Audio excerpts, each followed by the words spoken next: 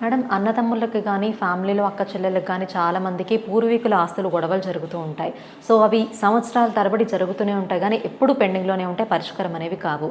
వాళ్ళ కోసం ఏమైనా రెమెడీస్ తెలియజేస్తారా? అంటే పూర్వీక ఆస్తులు అనేటప్పుడు చాలా వరకు చూసామంటే వాళ్ళ తోడు పుట్టిన వాళ్ళతోనే గొడవలు ఉంటాయి ఎక్కువ.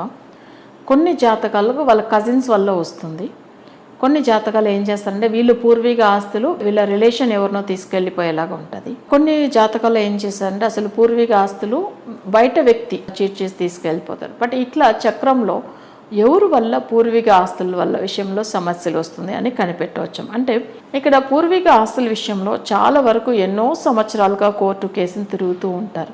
దాంట్లోంచి బయటపడే మార్గమే రాదు. అక్కడ ప్రాపర్టీస్ డివైడ్ చేసుకుంటామంటే అస్సలు ఒప్పుకోవట్లేదు, అది అలానే ఉండిపోతుంది. అందులో వాళ్ళు ఒక 5 మెంబర్స్ ఉన్నారనుకోండి, అన్న తమ్ముళ్ళు, అందులో 4 ఒప్పుకుంటారు, ఒకరు అసలే ఒప్పుకోరు షేర్ చేయడానికి. అట్లా ఉంటుంది. అంటే ఏదో ఒక్కరి వల్ల కూడా అది ఏమైపోతుందంటే చాలా డిలే అవుతూ ఉంటుంది. అందులో 5 మెంబర్స్లో అసలు ఏం చేస్తారంటే ఇద్దరు అసలు ఒప్పుకోకపోయినా కూడా ఆ ప్రాపర్టీ అసలు షేర్ చేసుకోకుండా అలానే వదిలేస్తారు. ఇది చాలా టైం వేస్ట్ అవుతూ ఉంటుంది.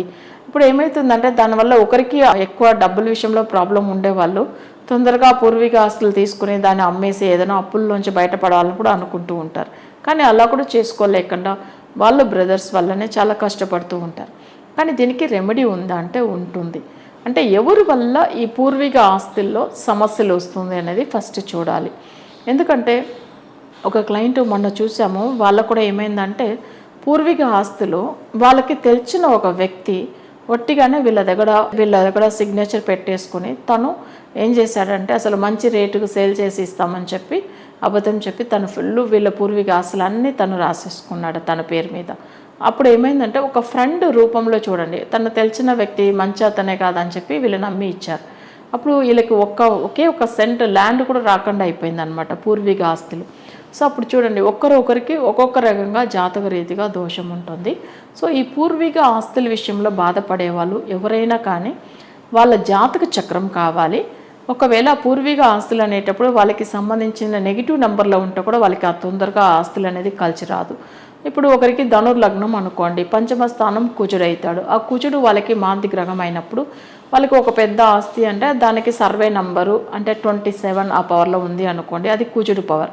ఒకవేళ అది నెగిటివ్గా ఉంటే అంత తొందరగా వీళ్ళకి రానే రాదు పూర్వీక ఆస్తులు అనేది. సో దానికి సంబంధించిన పరిహారం జాతకం చూసి ప్రాపర్గా చేసుకుంటే ఆ పూర్వీక ఆస్తుల విషయంలో ఉన్న సమస్యల్లోంచి బయటపడవచ్చు. మీకు కూడా పూర్వీకుల ఆస్తులు చాలా సంవత్సరాల నుంచి పెండింగ్లో ఉన్నాయా? అయితే తనుష్క గారి దగ్గర చక్కని పరిహారాలు ఉన్నాయండి. అది కూడా అందరికీ ఒకే రకంగా అయితే వర్తించదు. వారి జాతక చక్రాలని చూసి అనలైజ్ చేసి మాత్రమే పరిహారాలు అయితే ఉంటాయి. ఎందుకంటే ప్రతి ఒక్క జాతకం వేరేగా ఉంటుంది కాబట్టి. మీరు కూడా ఈ సమస్యల నుంచి బాధపడుతున్నట్టయితే స్క్రీన్ పైన కనిపిస్తున్న నంబర్ని కాంటాక్ట్ అయ్యి తనుష్క గారిని సంప్రదించవచ్చు.